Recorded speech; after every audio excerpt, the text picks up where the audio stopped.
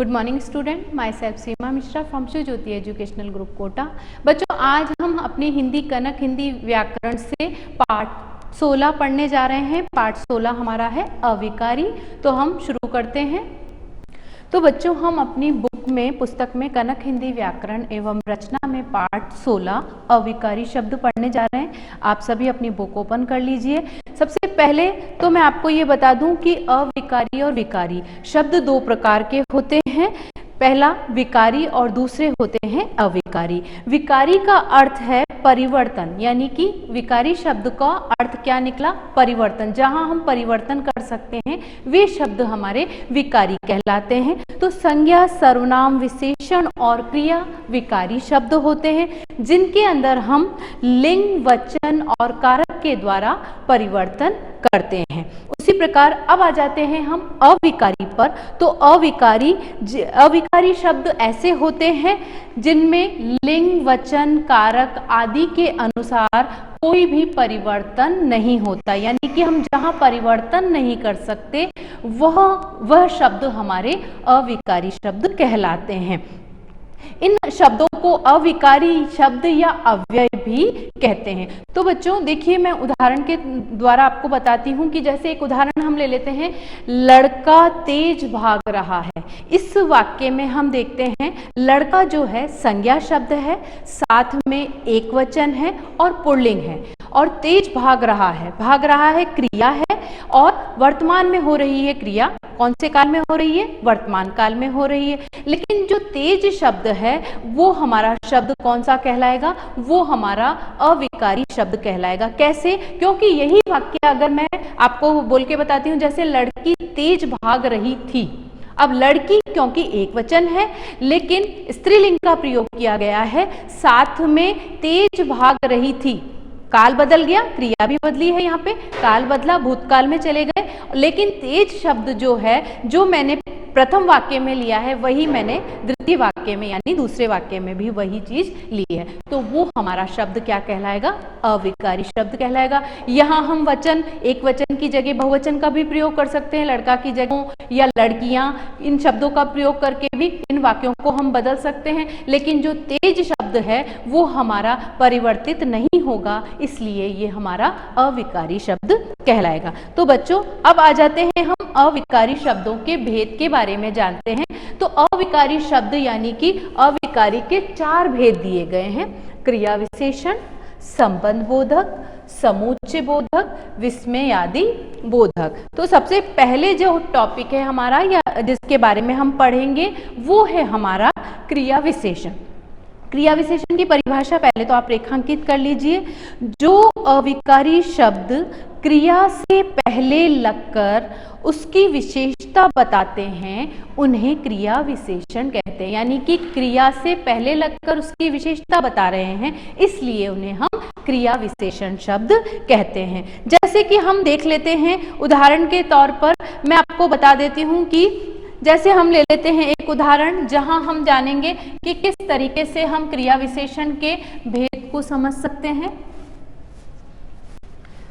तो नंबर 1 पे हमारा दिया है यहाँ बच्चों क्रिया विशेषण। क्रिया विशेषण का भेद समझने के लिए हम देखते हैं उदाहरण। मैं आपको एक उदाहरण लिखकर बताती हूँ।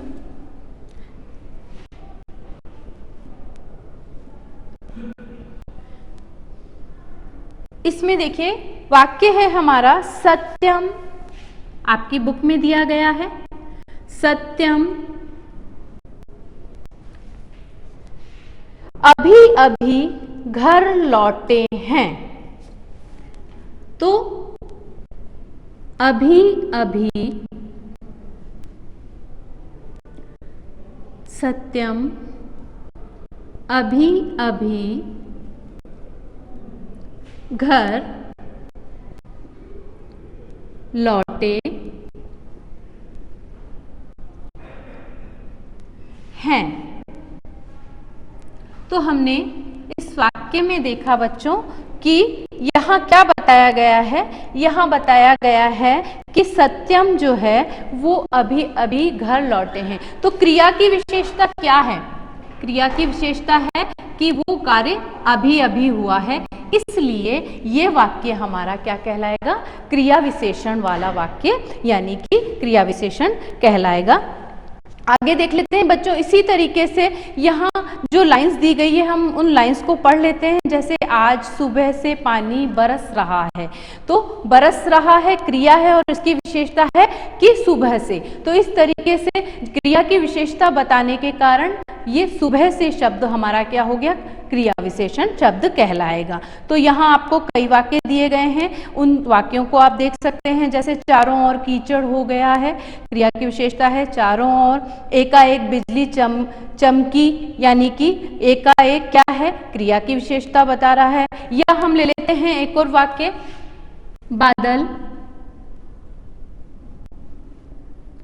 बादल जोर जोर से गरजने लगे। बादल जोर जोर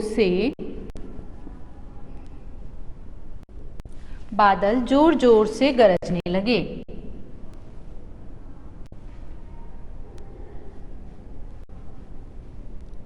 गरजने लगे। अब देखिए बच्चों, इस वाक्य में भी क्या दिया गया है, क्रिया क्या है, गरजना। यहाँ पर बताया गया है कि जोर से गरजने लगे, तो कैसे गरजने लगे, जोर जोर से। तो क्रिया की विशेषता बताने के कारण ये हमारा क्या कहलाएगा, शब्द, ये हमारे शब्द कहलाएंगे क्रिया विशेषण शब्द। यानी यहाँ पर क्रिया हो रही है जोर जोर से गरजने की, गरजना की क्रिया होने के कारण कैसे हो रही है, जोर जोर से। तो इस प्रकार से हमने देखा कि क्रिया की विशेषता बताने के कारण ये शब्द हमारे क्रिया विशेषण कहलाते हैं। अब बच्चों एक और चीज कि क्रिया विशेषण शब्द बताते हैं कि क्रिया कब, कहाँ, कैसे, कितनी, इसके द्वारा भी हम इन प्रश्नवाचक शब्दों के द्वारा भी जान सकते हैं कि क्रिया कैसे हो रही है, कितनी हो रही है, कहाँ हो रही है और कब हो रही है। इन शब्दों के द्वारा हम इस प्रश्न करके इनका उत्तर प्राप्त करते हैं तो हमें क्रिया विशेषण शब्द मिल जाएंगे। और क्रिया विशेषण शब्द के बारे में एक और चीज कि क्रिया विशेषण शब्द के भी 4 भेद होते हैं, यानी कि इसके भी 4 भेद होते हैं। तो हम जानते हैं इन 4 भेदों के बारे में। सबसे पहले नंबर पे जो भेद आ रहा है बच्चों, वो है हमारा, यहाँ पर दिया गया है कालवाचक क्रिया विशेषण। काल का मतलब तो आप सभी समझ रहे हैं, कालवाचक यानी कि समय। तो यहाँ हम ले रहे हैं सबसे पहले नंबर पर कालवाचक क्रिया विशेषण। तो हम कालवाचक क्रिया विशेषण यानी समय के बारे में यहाँ जानेंगे। कैसे आप समझेंगे कि कालवाचक क्रिया विशेषण को हम किस तरीके से समझ सकते हैं। तो यहाँ हम ले लेते हैं कालवाचक क्रिया विशेषण का। सबसे पहले तो हम इसकी परिभाषा रेखांकित करते हैं बच्चों। जो क्रिया विशेषण क्रिया के होने का समय बताते हैं, यानी कि समय का पता चलता है, जिससे उन्हें कालवाचक क्रिया विशेषण कहते हैं। जैसे हम उदाहरण के तौर पर ले लेते हैं, यहाँ उदाहरण देख लेते हैं बच्चों। उदाहरण में हम देखेंगे कि एक वाक्य है, जैसे मैं परसों चेन्नई जाऊंगी। ये आपकी पुस्तक में दिया गया है, आप देख सकते हैं वहां पर, मैं परसों चेन्नई जाऊंगी। तो इस वाक्य में दिया गया है मैं परसों चेन्नई जाऊंगी। और अब आपको इस वाक्य में क्या बताना है, क्रिया की क्या बताना है, समय बताना है। तो यहाँ परसों जो है वो क्या बता रहा है, ये बता रहा है समय का बोध करा रहा है। तो यहाँ क्रिया कब होगी, जाऊंगी, तो क्रिया कब होगी, परसों। तो समय का बोध कराने के कारण यहाँ हो गया मैं परसों चेन्नई जाऊंगी। परसों हमें कालवाचक यानी समय का बोध कराने के लिए ये शब्द हमारा समय सूचक हो गया है और ये समय का बोध करा रहा है। ऐसे ही एक और उदाहरण देख लेते हैं। दादी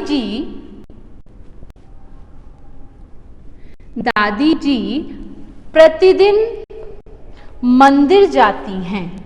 दादी जी प्रतिदिन, अब देखिए यहां पर प्रतिदिन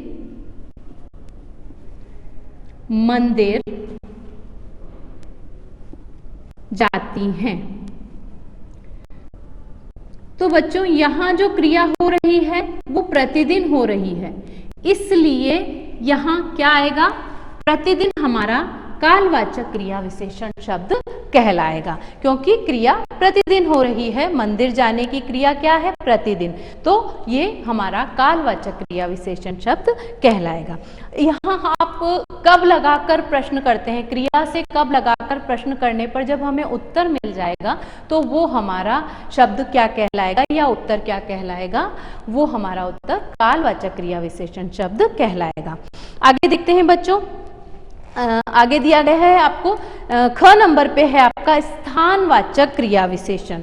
तो हम स्थानवाचक क्रिया विशेषण के बारे में देखते हैं। स्थानवाचक क्रिया विशेषण में बच्चों जैसे कि नाम से ही पता चल रहा है, स्थान का बोध होता है, यानी कि जगह का पता चलता है।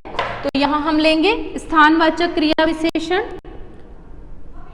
स्थानवाचक क्रिया विशेषण यहाँ हम जानेंगे कि कैसे स्थान का पता चलता है।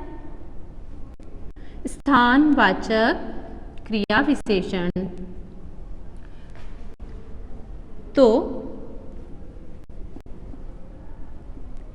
स्थानवाचक क्रिया विशेषण शब्द कौन से होते हैं और वहां आप क्या लगाकर प्रश्न करेंगे तो आपको क्या, यानी कि स्थानवाचक क्रिया विशेषण के लिए आप वहां कहाँ लगाकर अगर आप प्रश्न करते हैं और आपको क्रिया से प्रश्न करते हैं और आपको अगर उत्तर मिलता है तो वो स्थानवाचक क्रिया विशेषण का शब्द कहलाता है या वह उत्तर वही कहलाता है। तो यहाँ हम उदाहरण देख लेते हैं बच्चों स्थानवाचक क्रिया विशेषण का। पहले आप परिभाषा को रेखांकित कर लीजिए और फिर हम इसके उदाहरण भी देखते हैं। तो यहाँ आप देखिए स्थानवाचक क्रिया विशेषण आप अपनी बुक में पेज नंबर 103 पे हैं, उस पे रेखांकित कीजिए।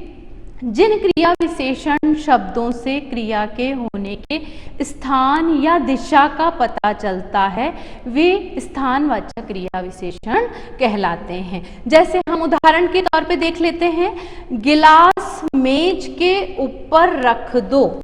अब यहाँ हम देख रहे हैं कि गिलास मेज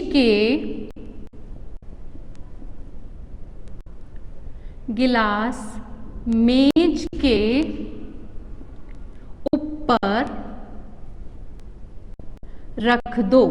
अब इस वाक्य में हमने देखा बच्चों स्थान कहाँ है, स्थान मेज के ऊपर, तो ऊपर शब्द हमारा जो है वो स्थान का सूचक है और इसलिए यहाँ हमें पता चल रहा है कि ये जो है ये स्थानवाचक क्रिया विशेषण शब्द है, क्योंकि क्रिया क्या बता रहे हैं, स्थान का बोध करा रहा है और स्थान हमारा है मेज के ऊपर होने के कारण ये वाक्य हमारा क्या कहलाएगा, स्थानवाचक क्रिया विशेषण वाक्य कहलाएगा। ऐसे ही एक और उदाहरण देख लेते हैं बच्चों।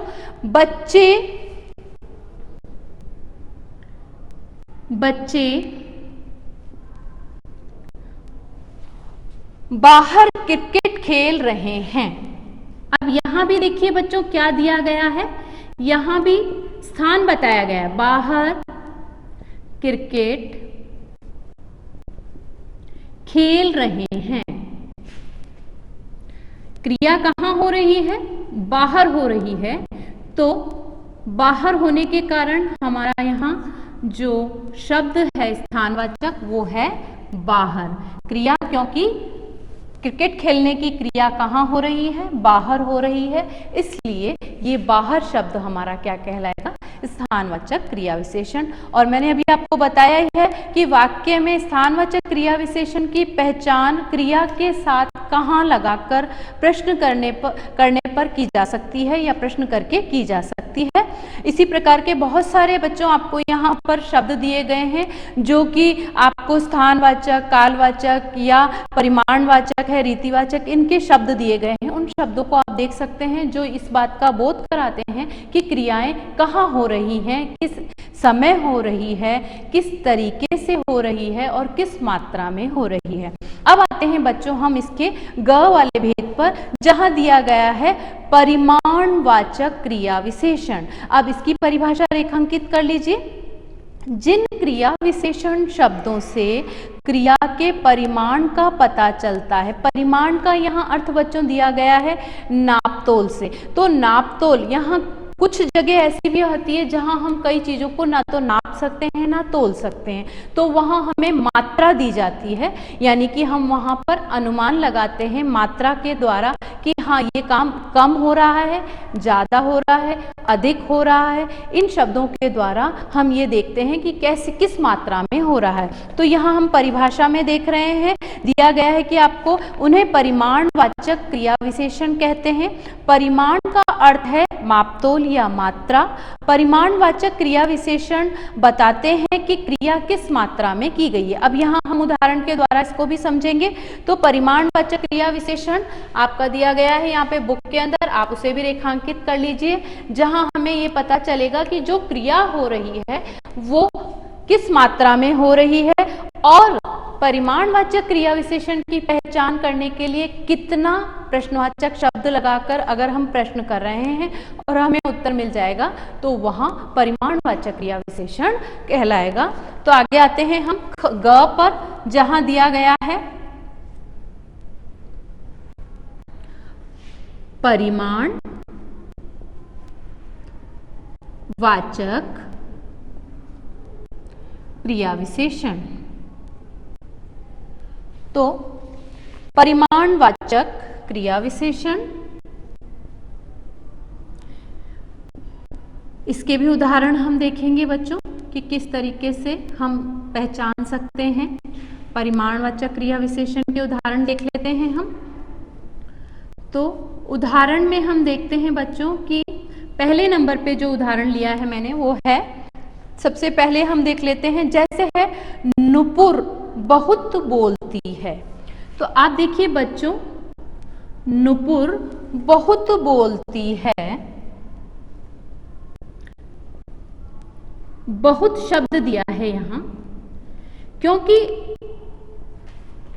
हम ये नहीं बता सकते, ना तो हम इसे तोल सकते हैं ना इसे हम नाप सकते हैं।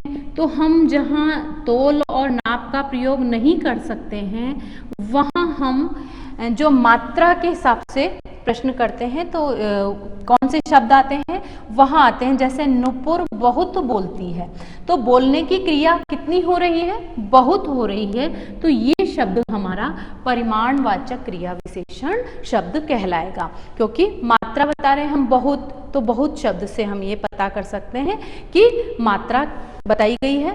तो यहाँ हम कितना लगाकर प्रश्न करेंगे क्रिया से, तो हमें जो उत्तर मिलेगा वो हमारा परिमाणवाचक क्रिया विशेषण शब्द कहलाएगा। ऐसे ही हम देख लेते हैं एक और वाक्य,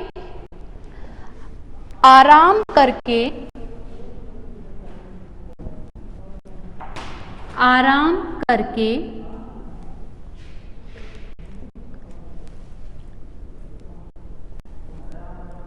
आराम करके थोड़ी देर में चलेंगे। अब यहाँ पर भी बच्चों देखिए थोड़ी देर, थोड़ी देर जो शब्द है वो क्या बता रहा है, वो मात्रा बता रहा है कि थोड़ी देर में चलेंगे। आराम करके थोड़ी देर में चलेंगे। तो यहाँ भी बच्चों हमने देखा कि थोड़ी देर ये जो शब्द है ये हमारा क्या बता रहा है, परिमाणवाचक क्रिया विशेषण की पहचान करा रहा है, इसलिए इसे हम क्या कहेंगे, परिमाणवाचक क्रिया विशेषण शब्द। और मैंने अभी आपको बता रखा है, आप रेखांकित कर लीजिए, क्रिया के साथ कितना लगाकर प्रश्न करने पर जो उत्तर प्राप्त होता है वह परिमाणवाचक क्रिया विशेषण शब्द कहलाता है। आगे आते हैं हम इसके फोर्थ वाले उस पे भेद पर, जहां दिया गया है रीतिवाचक। तो सबसे पहले परिभाषा रेखांकित कर लीजिए, जिन क्रिया विशेषण शब्दों से क्रिया के होने की रीति या ढंग, रीति का मतलब होता है किसी भी काम को करने का तरीका या ढंग, का पता चलता है उन्हें रीतिवाचक क्रिया विशेषण कहते हैं। काम जो है कैसे हो रहा है, किस ढंग से हो रहा है। कुछ काम ऐसे होते हैं जो जल्दी जल्दी हो जाते हैं, कुछ धीरे धीरे होते हैं, सबका अपना अपना तरीका या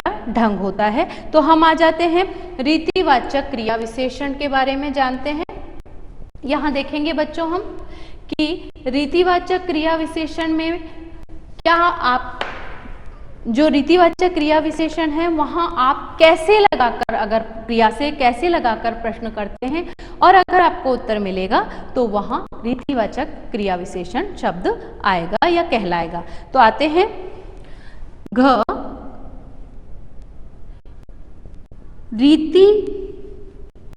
रीतिवाचक क्रिया विशेषण। रीतिवाचक क्रिया विशेषण ये क्रिया विशेषण का चौथे नंबर का भेद है। क्रिया विशेषण जहां हम किसी भी काम को करने के ढंग या तरीके को समझेंगे। तो यहाँ देख लेते हैं, जैसे नेहा ध्यान पूर्वक पढ़ रही है। यहाँ क्या देखा हमने उदाहरण में, नेहा ध्यान पूर्वक